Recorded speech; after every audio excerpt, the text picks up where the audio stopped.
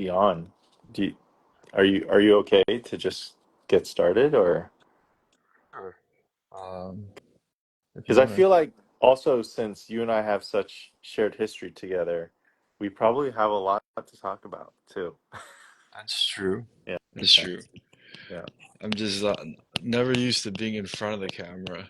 I'm more comfortable behind, so Well, bear with me, people. yeah. Well, The live let's get audience. yeah, let's get started there.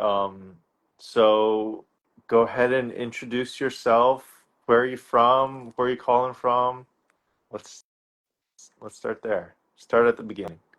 Start at the beginning. Okay. All right. Um, where I'm from and where I'm calling from. I'm calling from Brooklyn. I was born and raised New Yorker. Um, and yeah, that's where I'm from. From Brooklyn, All right. BK. BK And all the way. all the way, specifically Sheepshead Bay, right? Or No, Sheep's Bay. I actually I was in Kensington until I was like 4 years old, Oh, and then we oh, moved to Sheepshead Bay. gotcha. Uh, Yeah, yeah, cool. And you are Tinx Chan, the cinematographer. That's how I've known you. That's how I was yeah. introduced to you. I'm Yeah, go ahead. no, I'm Tinx Chan, the cinematographer, Yeah. right? Is that what I say? Yeah. And then you are, who are you? I'm Who's Jonathan the Shu, host of the this show? producer of Shoebox Productions. There we go. And welcome to That's a Wrap, where hopefully every Friday, unless I'm on set or something, I can do a little quick chat with some of the amazing people that I've worked with in front of and behind camera, and behind the scenes of production, because I just want to give. I feel like there's just so many brilliant, wonderful artists and business people that I know, who really are collaborative to this art form and this business. And I just want to give a little platform to them, and to see if they have any insight that they could give to future filmmakers, other people looking to break into the industry. And it's all good vibes. I'm hoping to bring good content, and not too long-winded, nothing like a 2-hour podcast or anything like that. So yeah, just want to be real, and I want to be good. Cool. So I have a list of questions that Okay. I'm going to ask you, and it'll be pretty loose, pretty organic, but whatever works for you. Um, Feel free to answer or even not answer any of these questions. And then we'll go into a rapid fire 20 quick, just rapid fire 20 questions Okay. for you at the end. I'm trying to keep this around 15 minutes. Oh wow. Okay. Um, yeah. So, how did you get into the business? How did I get into the business? Okay. Well, I think the first time I was on set, I was a PA. I was in college. It was a shoot in Chinatown. They were shooting 35. Mm, And then I think they needed like a Cantonese translator or something. It was like I think it was like a pilot, TV pilot that these guys were trying to do. It never went anywhere. yeah. But then that was when I was in college and I was studying photography. Hmm. Um, and at that time, I kind of fell in love with the art and craft of photography, the technical and mostly the technical actually, because they it was on film back then, and I learned in the dark room, and then there was some subjectivity to it too. It was funny. The teacher was actually a jazz musician, Mm, but mm. he's teaching all this real heavy technical stuff. Like day one, they go into the zone system, which was huge in terms of how I actually expose images today, even with digital. Yeah. Um, but that was my start, and then I changed my major to cinema studies, which I believe is your major too, right? When you were out of Yeah. NYU. Yeah. Cinema studies, kind of like the film theory of film, Film, where you're right. writing papers about film versus making films. Right, right. And then yeah, we basically watched tons of Yeah. movies, different eras, from Italian neorealism to the Dogma movement, Westerns. There's just and then just watching tons of films and writing papers about film, the theory of films, and but also I did also at that time had production classes. I went to CSI, the College of Staten Island, Mm, City University, and I was introduced to 16 mil. We were shooting on the Bolex, and we had a declare, and then back then it was just super fun. And from then on, I really thought that this is what I wanted to do for a living, wow. to be a cinematographer. Yeah. And But and so there was no one in your family, none of your friends who were doing it. You just got into it fresh, right? yeah, no, I mean the CUNY, well, the school that I went to, it wasn't a proper film program. We had cinema studies, and then we had these technical classes, depending on Hmm. the teacher, who might have been good or bad. Um, but uh, my start actually, it was actually in documentaries, Well, because I also around that time I entered for MTV, MTV World Networks, it was called at the time. Um, right. and I did everything from logging and capturing tapes, Yeah. Betacam Yeah. tapes, digibeta Oh, back then. oh And gosh, this is yes. when mini DV started coming in, and then 24p was, whoa, holy shoot, the DVX Right. 100, that was the Yeah. revolution. It's starting to look like film or whatever.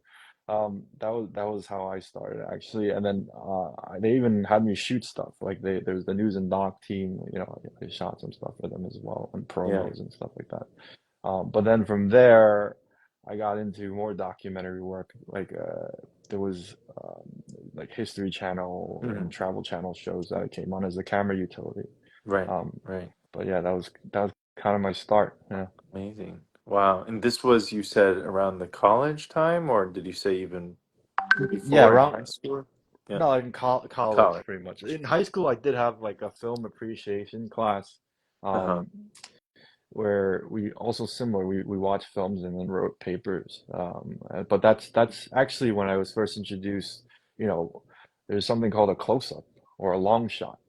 These types of Right. The things. So that technical was film totally terms. foreign to me. And Yeah. then obviously with the cinema studies class, we went more deeper into it, and Right. some of the production classes as well. That's great to hear because I'm always like, oh, I in my backstory is a bit like I hesitated to do film because I was like, I didn't know anyone. I didn't Right, know anyone who did it. I was raised to be very academically focused. right. But in hindsight, I was always borrowing my dad's like Digi-8 camera, mini DV camera, and shooting like little skits and stuff like that. But and the way my parents always framed it was that's a nice hobby, that's a nice thing to do.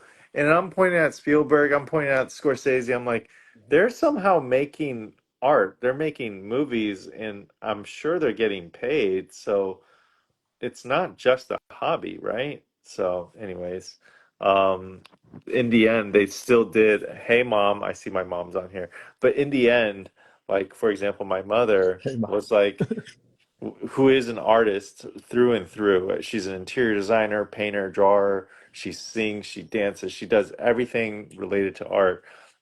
She was in the end, she would still encourage me to do it. And I was wondering, did you have resistance growing up to pick this up as a career once you decided? Oh, sure. I mean, yeah, my parents is like, well, what are you doing being a freelancer? Right, Do you want to be homeless? right. Is that what you want? What about insurance? What about yeah, healthcare and Yeah, it's like for years, it's like, why don't you get a regular job or a stable job, right. like a 9 to 5 Right. or something. But they didn't understand. Even though actually my father also could have been an artist. He used to paint, he used to draw. And Mm, I saw some of his old paintings from back then. wow. Yeah. It was really good. Yeah, I mean, like he was legit, but I think he's rusty now. But then, after moving, similar stories to a lot of Asian immigrants, first generation. You come in and you're just trying to survive. Right. He made a living as a waiter for most of his life out here, just to support me and my brother. Wow. Yeah, Wow. yeah, so that we can not be homeless. And then Yeah. of course I crushed their dreams by saying I want to be a I film, a know. cinematographer. Yeah. Yeah, it's that is true. It's like they come here to take the jobs that we didn't, when they ask us the things like, "Oh, why don't you get a regular job?" It's because they were forced to have to do that when they came to the States. And then now, like, because they work so hard, they built that foundation of being citizens and stuff.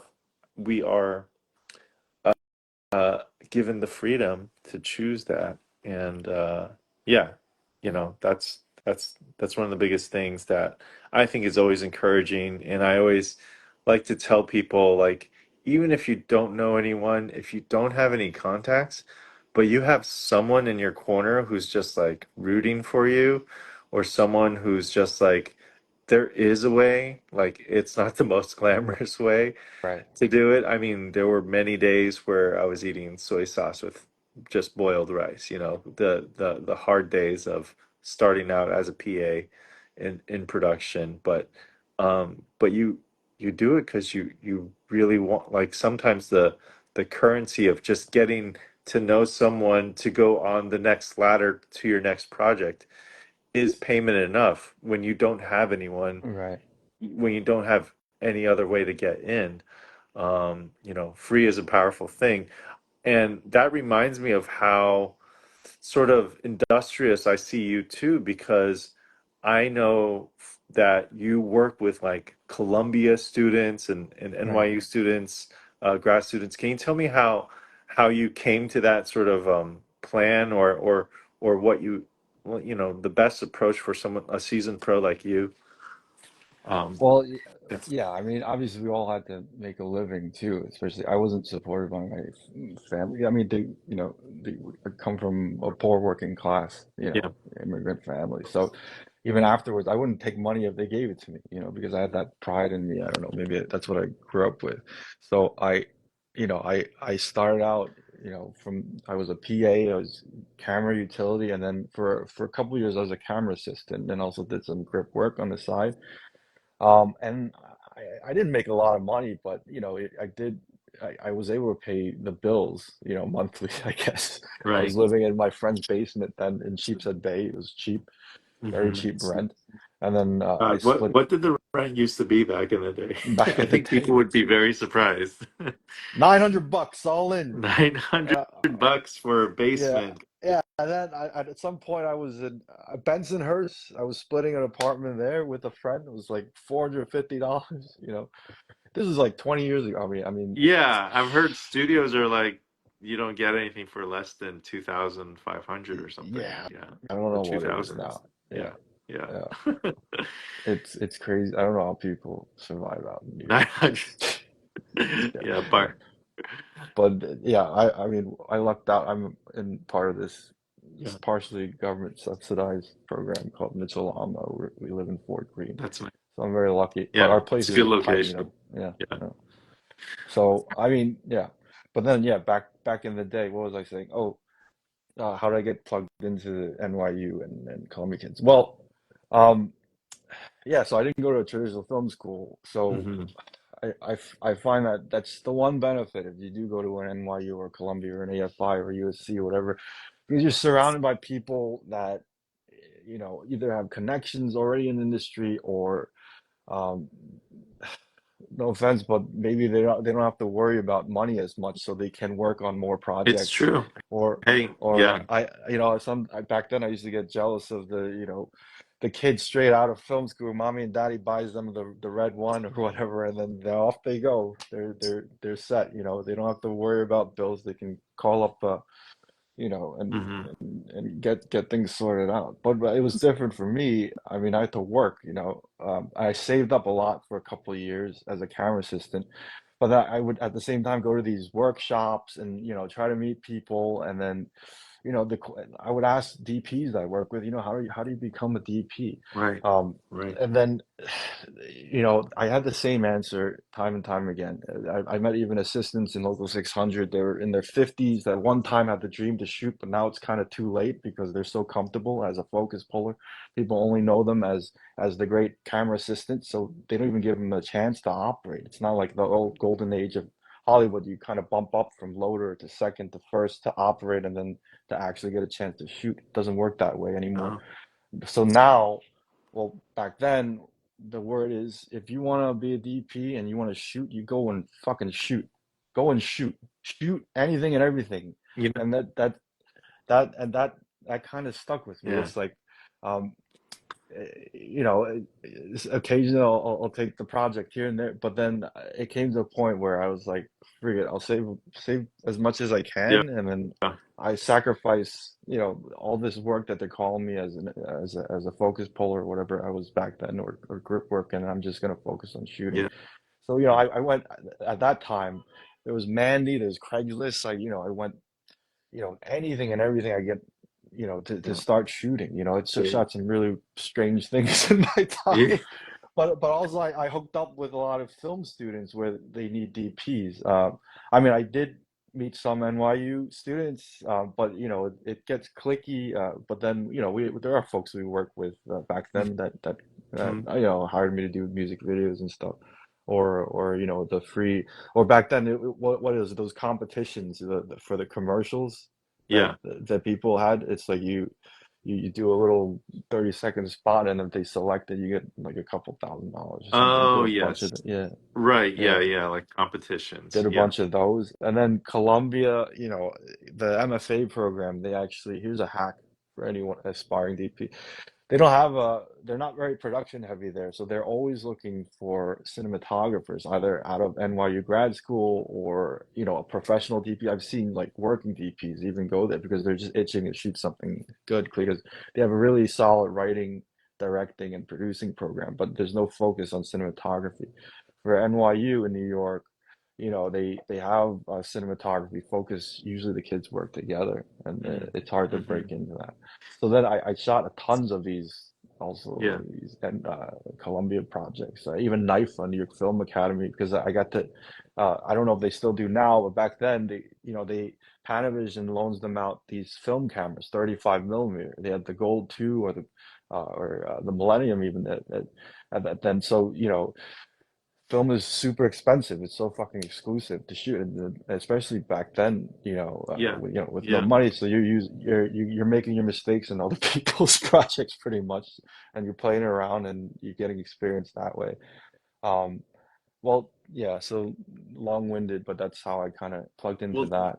Um, yeah, there's three things I picked up from that. One is you attended workshops, you networked with um, filmmakers, you asked advice, and all of this stuff is free, right? It's all free. Like you're going to free events, you're going, you're just emailing people, like you're doing the work for free to find like the research to find these things, right? And that's one way to basically, because we all know filmmaking is a collaborative art form. You can't do it yourself. I mean, some people can, but they're special. Like, but most of the time to make something epic in scale or just like to really create a dream sort of shoot, you need other people involved. right, And right, so the idea of put yourself out there, let people know what you want to do, which was DPing, right? And and then just go do it, right? Go as Eternal Harriet says, just fucking do it. Like yeah, that was basically the advice I also got from a great one of my first bosses was this guy named David Ragsdale at a production company, and I was always like producing jobs on the side, but at the company I was like an associate producer, right? I was making super low, like minimum wage. Um, but I got to call myself a producer, and I was asking him, how do I make the next step up to be a producer? And he's just like, well, you're a producer, just produce. I'm like, what? He's like, you're a producer, go produce. I'm like, I don't know if that sentence makes sense to me. You know, like, what does that mean? He's like, just go produce something. And I'm like, with what? And that was literally like my first step into just like, oh, like, just go make something. You know, go do, if you're going to say you're a director, go direct. And of course, I've said that to many directors, and they're just like, direct what? And it's like, I don't know. Go write something and go oh, shoot right, it. Go exactly. go direct Yeah, it. Yeah. and they're like, it's gonna suck, and I'm like, cool, get it out, Yeah. like get the suck out, like get the Right. stuff that you have in your mind, see if you're really as good as you want to be, and you probably will fall short in some way and just get better at it, but at least no one's gonna bet on you until you bet on yourself. So until Right. I produce something, no one's gonna hire me to produce. Until I direct something, no one's gonna hire me to direct. And so that's always uh, the most solid advice I think I'm getting. I'm gleaning from your story here. Right. Like It's you just turned away paying work to shoot because you want to shoot. right, exactly. I mean that's the thing. It's like what the advice you got, and even some directors we know really well, like our buddy Law, Yeah. he just he just went out there and did it, did it himself if he had to in the beginning, and then, Hmm. obviously later we paired we started Teamed up. working with him, teamed up with him. But another good friend of mine, she's a award-winning DP now. Yeah. But she came from a small town and there was no industry there. But, her and her partner are, they made the opportunities for themselves. They went out to small business and said, "Hey, do you want a small little commercial Right. for your shop?" And they just made it happen. Or went to musicians, local musicians, say, "Do you want a music video?" And they just made it happen.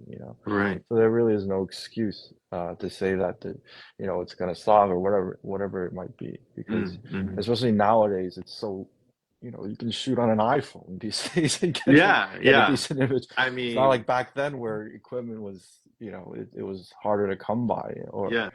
Yeah, now for a literally, couple of hundred, you could get yeah, a nice Bluetooth lav mic yeah. and just Or, shoot on your phone. or get a Yeah, used DSLR, or I mean, not DSLR, or mirrorless camera, right. whatever it There's is. so many of It's like, those. yeah, Yeah, or share I mean, grid is yeah, now a thing too. You could get your hands on a yeah, Alexa Mini right. if you wanted to for for That's, a weekend and yeah, just like learn how to use it or something. Oh yeah, that's yeah. the other thing, right? Like, can you? This is what I've always wondered. You can go to like a rental house and just like be like, "Can I play with one of your cameras if it's not being rented? Like, can I work with one of your technicians, or do you have to kind of know what you're doing before It you do depends it?" on the relationship you have with the rental house. I mean, obviously if they're free, Yeah, you can go in there and um, some of them, not all of them. It depends who you know. You can check something out or play with like a geared head, for example, or whatever, yeah, yeah, or yeah, test something. And I've pulled those favors even today. Just if I needed to test something and there wasn't anything yeah, happening, they would let us do yeah. that. You do it. Um, but some of the rental houses back then were also very friendly to the film schools Hmm. and students. Hmm. So in the downtime, it doesn't hurt to ask, Yeah, So, yeah, um, yeah. But then now with YouTube or whatever, there's so many resources to learn things that not right, all of it, many of it isn't so good, but maybe sometimes you do right. it I'm luck out. like, Yeah. yeah, yeah, But back then it was you just had to learn from well, today too, you learn from mistakes. hmm So, hmm um, What but happened yeah. today that you had to learn from a mistake? Oh, I'm making mistakes all the Oh, time. It's just oh, like, you mean like even today? Yes, yeah, yes, even yeah, in today, general. we learn from our own mistakes. No one's perfect, And then there's always new Gotcha. technology, like what is this, Instagram, TikTok? I don't know what this is. Like Ah, you just the triple know what diplomat. it Yeah, is. You got some great stuff on here. I there's saw really a that lot of you stuff. went Yeah. to the Oscars. How was that experience? Oh, yeah, I went to the Oscars, but I mean, I was I was only invited as a guest, As a so I guest. was sitting with As a guest. the peasants in the mezzanine. It's weird. It's like different Right. levels, literally. Yeah. So I was in one of the top floors, and technically my ticket won't allow me down, but I snuck in down anyway with a friend of mine that we went together. But it's yeah. To be honest, I'm not big on award shows, Right. but I came to support I went to support a friend I who see. got nominated. Yeah. Yeah. But it was fun. It was fun. It was a good experience.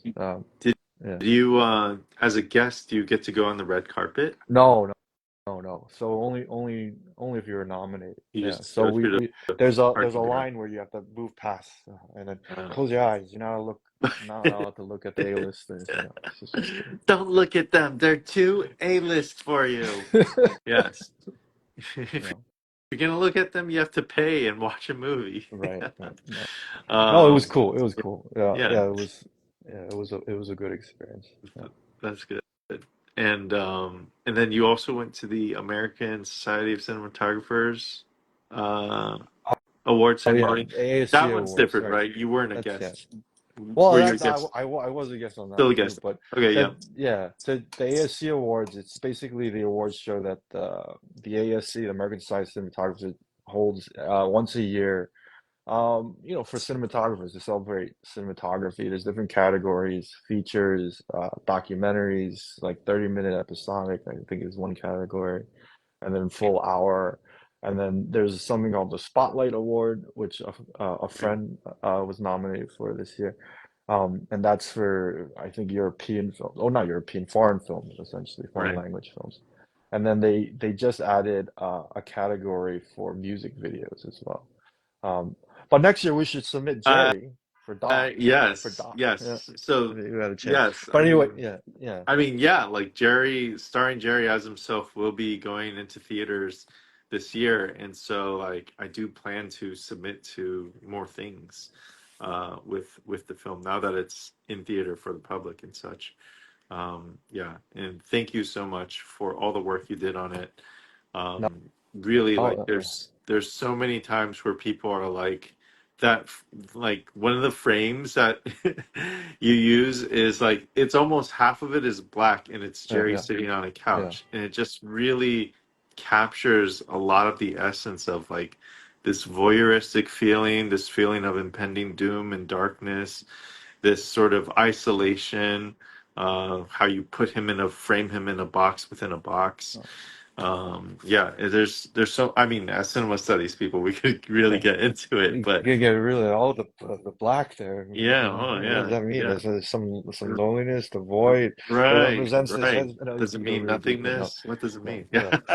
No, but no, those are the things that, you know, I tend to want to think about when I frame a shot. It's not all shots, but some of it when it's appropriate. And Yeah, the great thing about working with Lawrence, our director, the great Lawrence Chen, or Law as he goes by now, yeah, is that he's very open to uh, kind of these yeah, ideas and these suggestions. yeah. Even though he's a very visual director himself, he has things set in mind, but he's kind of open to ideas so that we can do Yeah. things like that. Yeah. For me, it's like, yeah, what makes a good cinematographer great is the one who can not only pick up on, do like great framing, great lighting, know how to run a crew, know how to, the right tool for the right job, like the technical side, but then the one who can also do a complete creative hash of like what is the symbolism, what is the mood and the feeling I'm trying to convey using this format, of light and movements. And what are the three things there's like three or four things, right? It's like Oh, light, the five five C's of things. cinematography. I Yeah. don't remember off the top of my head, but That's a comp test, composition right? is one, Composition, continuity, um, crispy, crunchy, thick colors. chicken. I don't know. But anyway, Oh there's no, five we of them. I failed. don't remember the top of my head. Yeah, yeah. But there's just that's theory, Right, But right. but That's do I, and theory. that's technical. There's part technical and part theory. There's the rule of thirds and what looks good or whatever in Right, terms of composition if you have depth. But that's all theory. That's all things. All rules that you can break. And I feel like I don't know. I come from more of the camp of my good friend and mentor Ed Lockman, where he doesn't look at images that way, or compositions, as we say. It's not just a pretty frame. You have to think of context in right, terms of the story. You have to think of what maybe perhaps what the character is feeling at the moment, or what a particular color represents. And it doesn't have to be, because red means, a certain whatever Right. And emotion because it, yeah. where would you learn this? Well, Is this something like where would cinematographers learn that? You know, it seems like something you would have to just watch lots of movies with director commentaries yeah, or watch a movie with a yeah. cinematographer to kind of really pull it apart kind of thing. Well, Like, is it a again, book? I mean, it's no, it's not. If it's in books, then it's the wrong thing to learn. I think. I really hands down believe. I mean, because they are books. There's theories of color and all those things and how it does psychological, you know, influence people psychologically. And there's some truth to it. But again, I think every movie is different. Every director is different. Every story is different. Every character is different. So it's you can't put it in a box. I mean, and of course, you watch movies and you're blown away and you take ideas and you borrow from it and you see what works and what doesn't work Mhm. in movies that you watch and movies that you work on. I feel like that's how you learn. And then, yeah, you can learn also from other cinematographers, but also in photography, in painting, in day to day, in fucking video games, you can learn something from That's them. true. Yeah. And in Pixar fact, movies, yeah, right?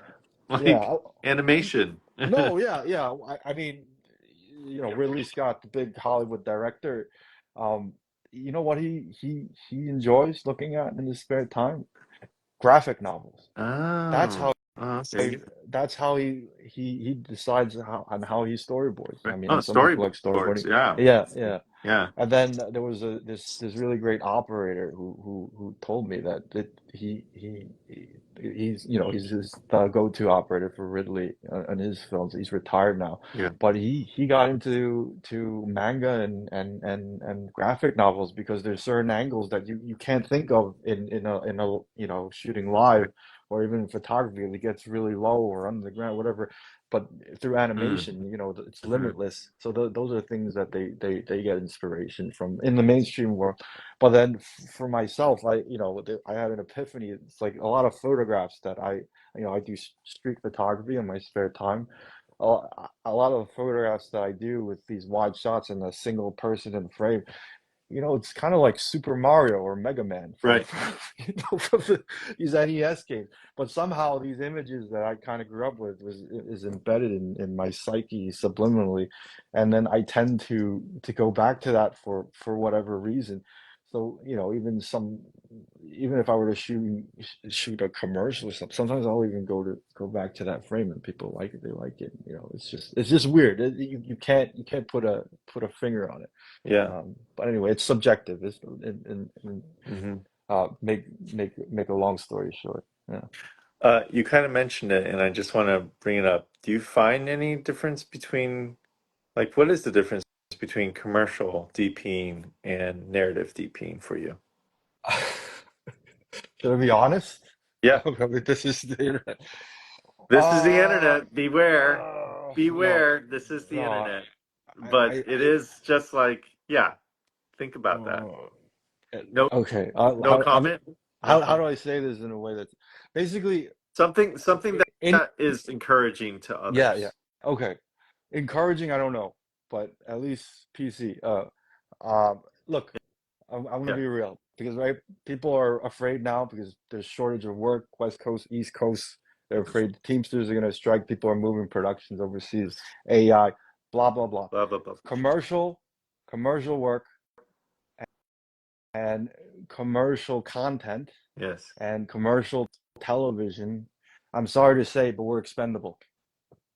We're Yeah. expendable. As a DP, we're expendable. Those 50 million, those $100 million, Yeah. $200 million films, you're expendable.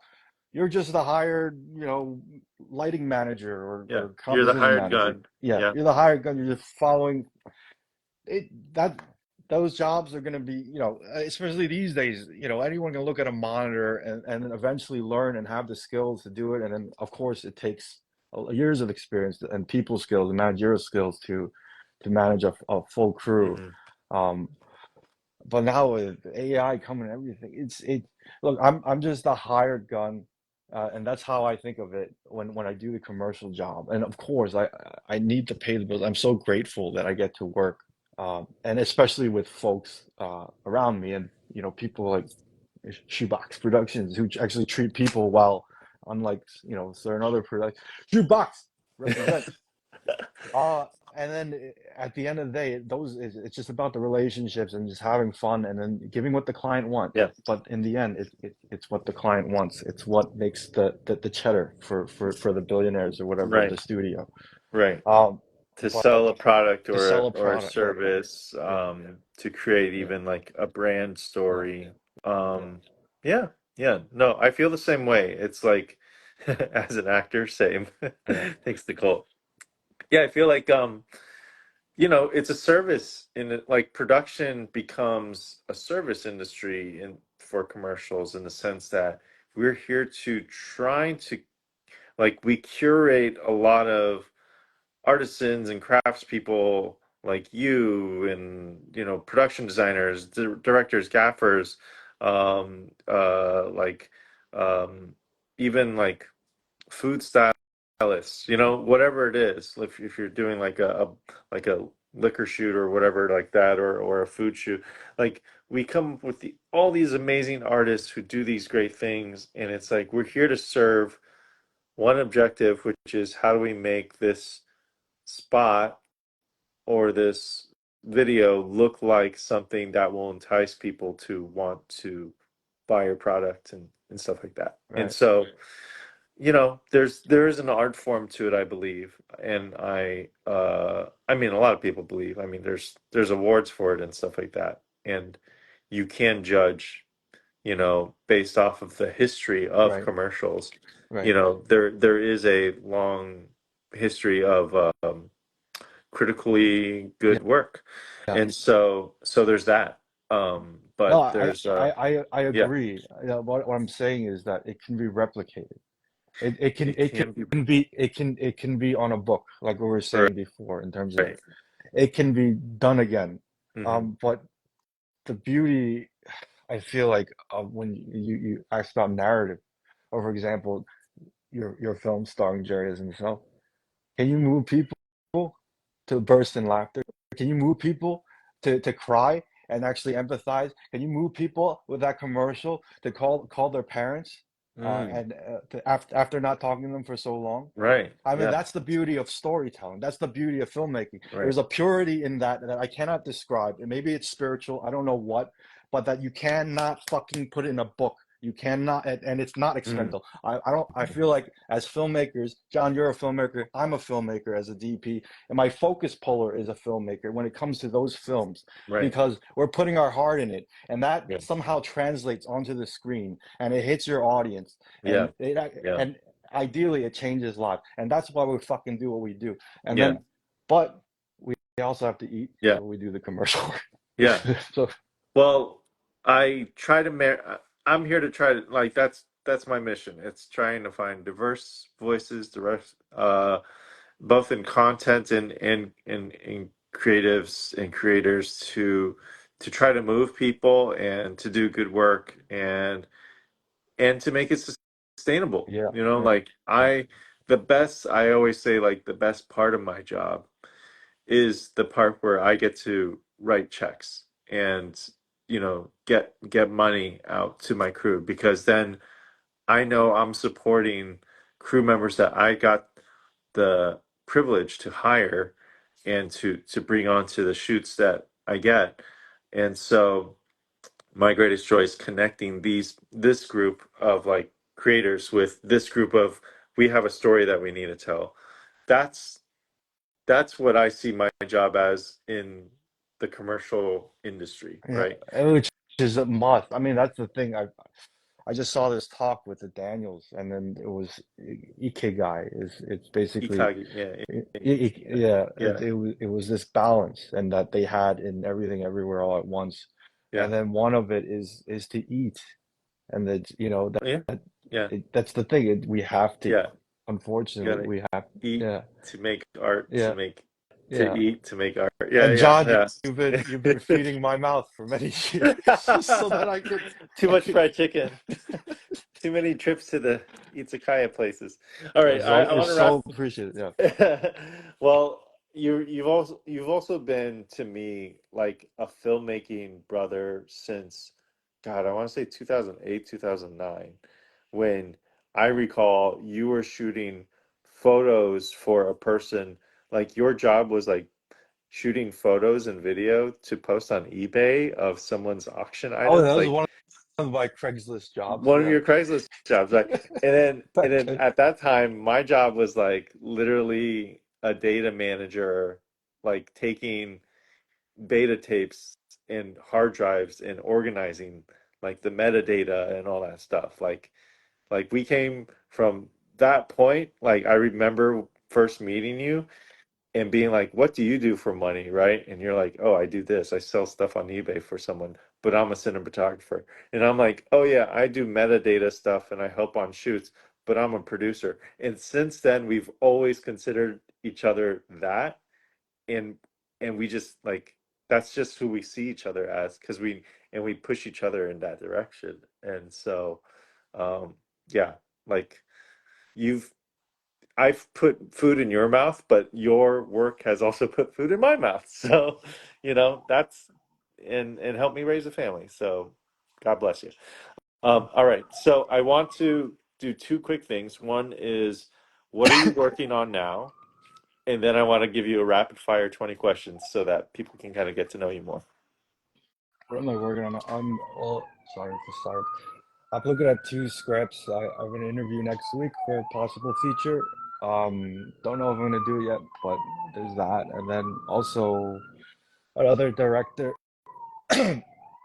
we both know, Ali Fumbi. She's got three films on the works that she's trying to bring me on. So there's some in August we're either gonna scout or shoot some proof of concept.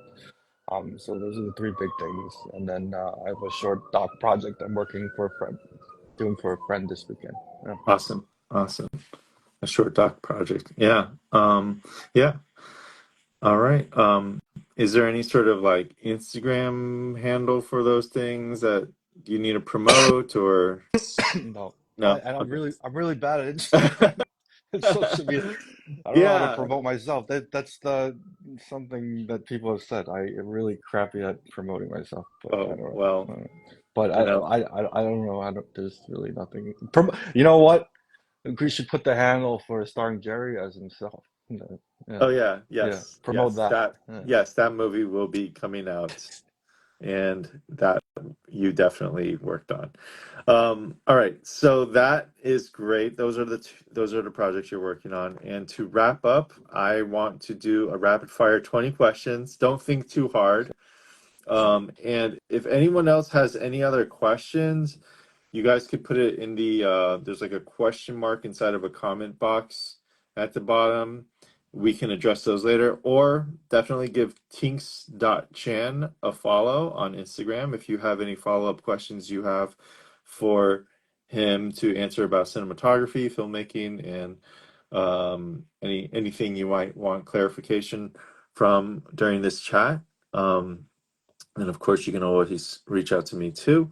All right, here are the rapid fire 20 questions. You haven't seen these questions yet, right? Yeah. No. Okay, I forgot if I sent them or not. All right, ready? Here we go. What's the last movie you watched? Oh shoot. What's the last movie I watched? Ah, man, this is bad. In theaters or just in general? In general. In general. Well, I saw a short film a friend shot. I don't know the title, but oh, that was bad. It's so vague. That was really bad. That was really vague. Sorry. Shoot.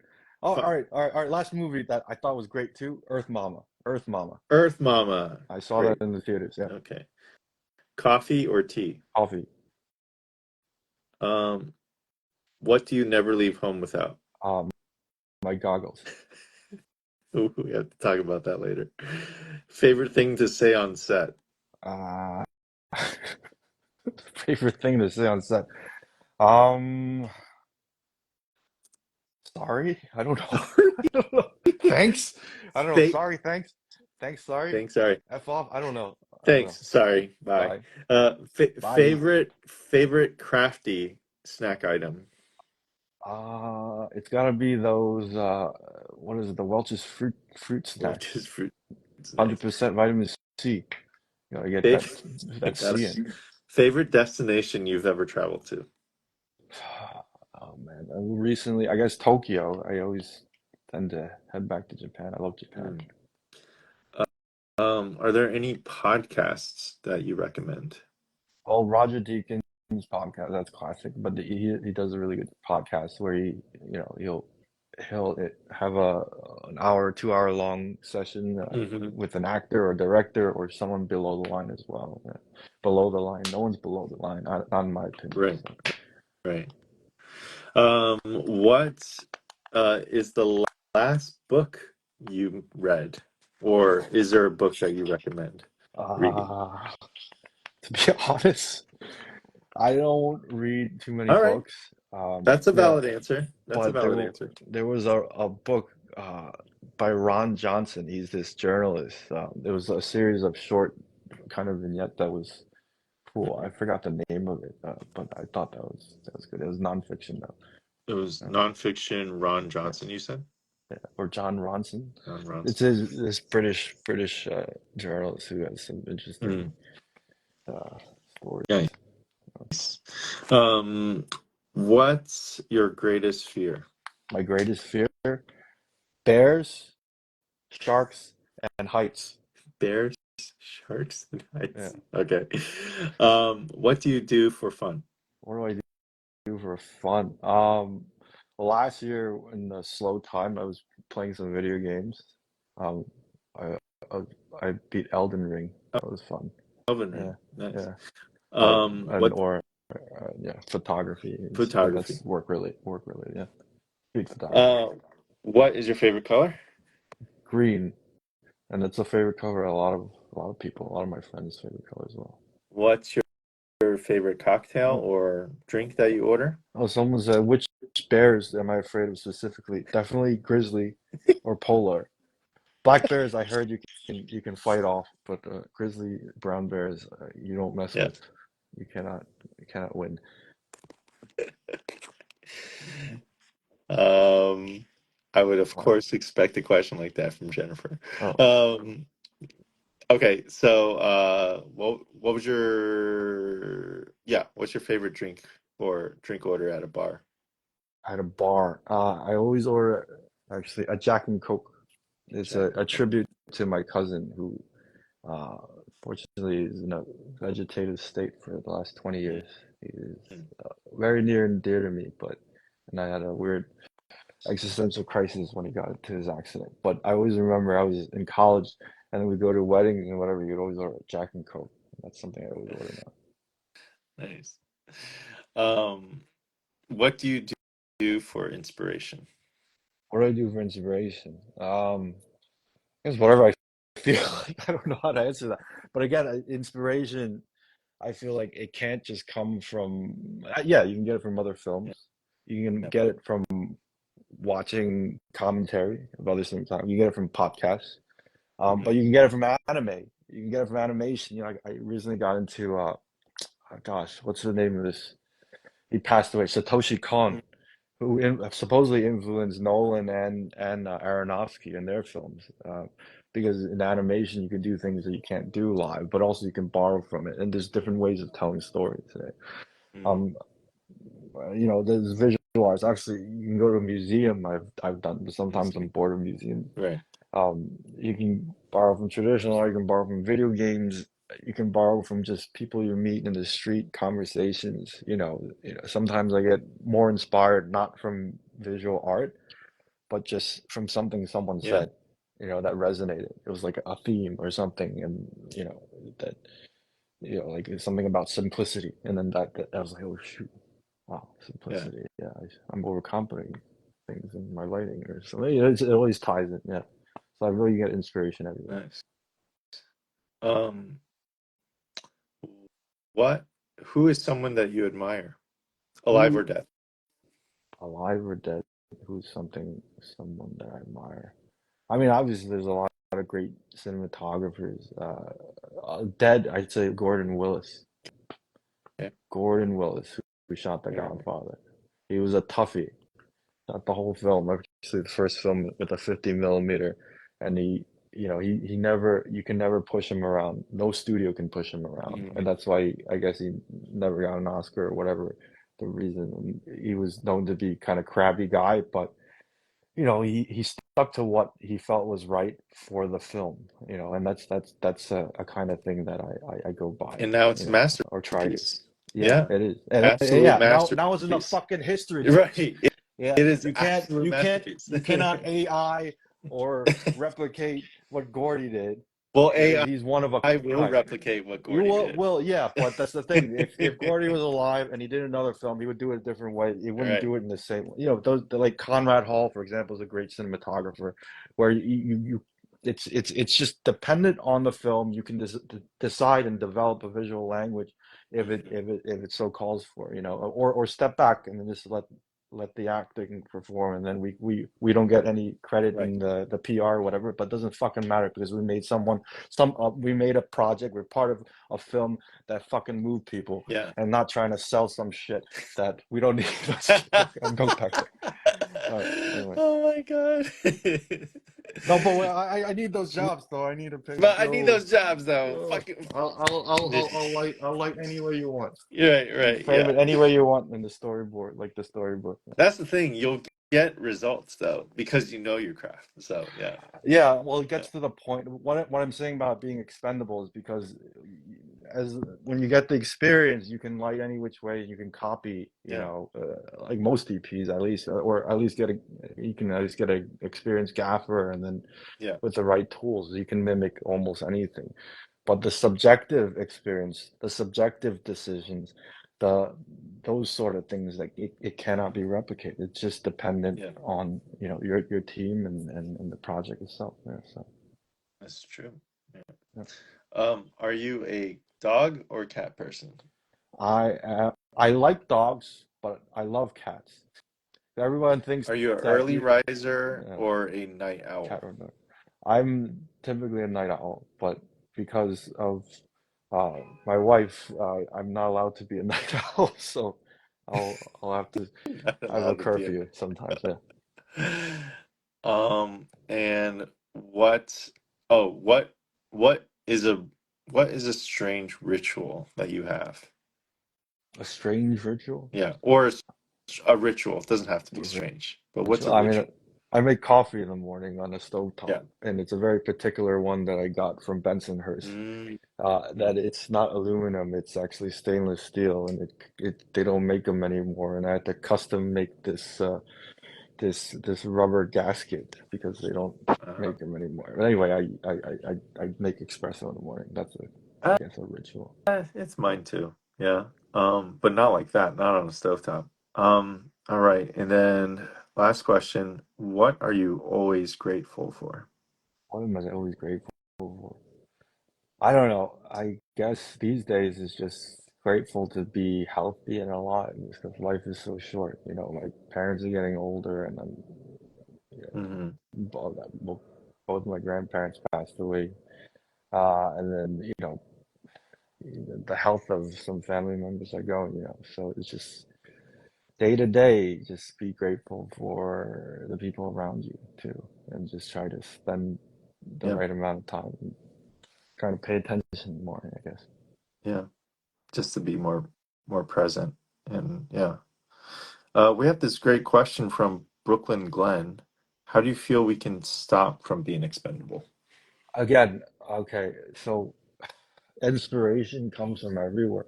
And at first, when you first start, of course, you have to mimic existing work. You have to learn theory. You have to watch films and see what worked for that film. But then you grow up from that, and then you have your own taste. You have your own identity. Roger Deakins is known to be so humble that, oh, I'm not an artist. I'm just a cinematographer.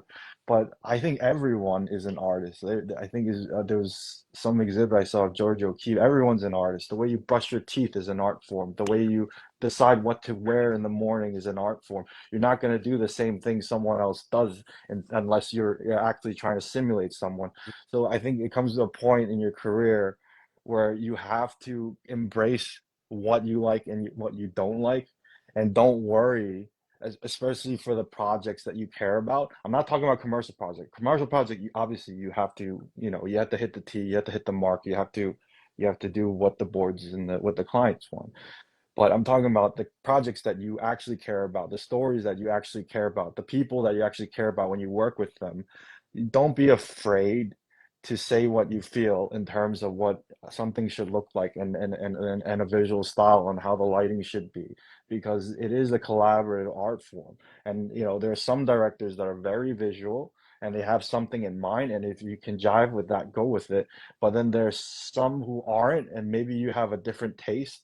Either you don't work with those directors because the taste is so far different, or you have to grow a pair. And this is something from older DPs that told me, is have the balls to go and say what you feel in terms of how it should look, because that's what will separate you from being expendable. Not you have your own voice, and sometimes it's subliminal. I said this before, but Bradford Young noticed something about photographers during the civil rights movement. Same photographer taking pictures of Malcolm X and Martin Luther King. You can tell who's black and who's white, because the black Mm. photographers tend to use a wide angle lens. They have access, they're up close. The white photographers tend to use telephoto. Oh, And that wasn't on interesting. purpose. It's subliminal. I'm freaking Asian. I tend to be, we tend to be more passive. So I like, for some reason, I always veer toward a long lens and observant. It's just in my natural, I know, instinct. But Right. that's, it doesn't work for every project. But, there's certain things that we always go to. It might not be on purpose, but maybe we can embrace it. There's a beauty in that. And that's why I always say, and I've fucking railed on these, with all these Asian American projects, when it's so central to the story about the cultural identity of a Chinese American, or a Korean American. Why aren't you fucking hiring Right. a Yeah. Chinese American or a Korean American DP? Why are you listening to the studio? Because there's so many of these nuances that even if it's not on purpose, it's just in place. There's some truth that you can't fucking convey, that it'll go on the screen, if especially if you're working a way that Yeah. flows. But anyway, that's a A long-winded answer. a How hundred not percent. how not to Yeah. be expendable. Yeah. Yeah, there was a shoot for Jollibee that we did, and we made sure, because Law and I were not Filipino, we made sure everyone was Filipino, from or as many as possible, like the production designer, the makeup artist, like the crew that made up like G&E and stuff. Like we did our bet, and then like we had as many, if not Filipino, at least like Asian crew members for that, because it was such, because it was for Jollibee out in the Philippines, and with a Singapore client, and they would pick up on these things. And so it's so important that the people behind the camera are representing the people in front of the camera correctly. Yeah, I Uh, love everything you just yeah. said. And I don't know, like Brooklyn Glenn, like yeah, like I think what Tinks is saying is like, you have, how do you not feel expendable? You have a point of view. And then people will go to Right. you with that point, for that point of view, for that style. Um, like if we were like, if you want to be known for a specific thing, then just focus on doing that. Don't care what other people's are saying about you, or if they want you to be more like this. If it's a paying client, I guess that makes sense. But if they're hiring you because they wanted you, then you should be the one giving the point of view on on something. And maybe it's a collaboration, maybe it's a conversation, but don't feel like you can't have a point of view. Is that And is that right. something close to what you're Yeah. trying to say, Tinks? Yeah. No, that kind of sums it up. It's a point of view. And full disclosure, I'm not saying Asians should only work on Asian films, Right. or you Yes. should hire. Yes. No, no way, because part of it is not just Hmm. you can't control your cultural identity, but it's a working relationship too. Yeah. So, Yeah. obviously, if you work with the director for a long time and you're good friends and you have commonality and common ground, that can, in a lot of ways, surpass, any cultural, ethnic nuance that you can add. Well, it would benefit sometimes, but um, in addition, I'm really referring to those projects where they don't have a DP, or they're looking for, or a production designer, and then it's fresh, Yeah. but the studio always pushes for the safe bet, for the expendable bet, Hmm. you know. I know from a commercial point of view, when it comes to how do you make sure you're not expendable, that question is a hard question to ask because as a line producer, yeah, I guess you could um, work. Like basically, I have a set amount of money that I can hire at this point anyone who's available for this work. Who do I go to first, right? I might know like five different people to fill a certain position, but who am I going to approach first and then kind of work down the ladder? Who do I go to next and next and next after they say no?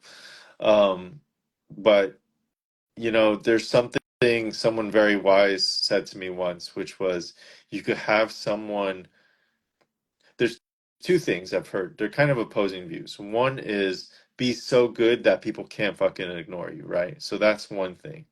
But then there's the other thing, which a person once said to me, which was you could be as, one of the best, but if you're not easy to work, or not easy to work with, but if on a shoot, you're going to be spending days, if not nights, on the project with that person. Who do you want to be with for those 30 days? Exactly. Yeah, Or yeah, or even more, in yeah, post, or even more if you're on film festival routes and yeah. PR promotions for like who who are you going Right. to? And that's why sometimes doing film, like putting films together, is like a marriage. You Yeah. you're almost like gonna be with a person, partnering for a person for like 3 years or something like that. On a commercial, it's a much shorter period of time, maybe 2 to 3 weeks, but those are intense, those 2 to 3 Right. weeks. Like things are happening every hour. Like locations are being lost, actors are being casted, like certain people, clients are showing up and then not showing up, and then like more clients than expected were showing up that the budget doesn't can't like take care of, or whatever it is, right? Like things are constantly changing in such a big way because pre-pro's like 5-10 days sometimes for a shoot. So who can you actually have a conversation with? Who can you enjoy and be in the company of? Like maybe I would hire that person over another person who's probably the best in the field of whatever it is that I'm looking for. So yeah, I don't know. Those There's are two things huge to think truth. about too. Yeah. Yeah, That's huge, huge truth to that. Yeah. right. I learned that early on too. When I was a camera assistant, it was a good friend, a DP at the time. I needed to replace myself on a job. And he said, things, I don't care how good this person is or how experienced they are. I just care about how cool they are, because I got to spend 2, 3 days, 12-hour days with this person, because you can always learn new skills, and you Hmm. can always get experience. But if your attitude sucks, and if you don't jive with a person, it's Attitude. yeah, yeah, Yeah, yeah, yeah. That's a big piece. The attitude. Um, that makes you not expendable. yeah, yeah. Yeah, there's people that I've hired to be on my shoots.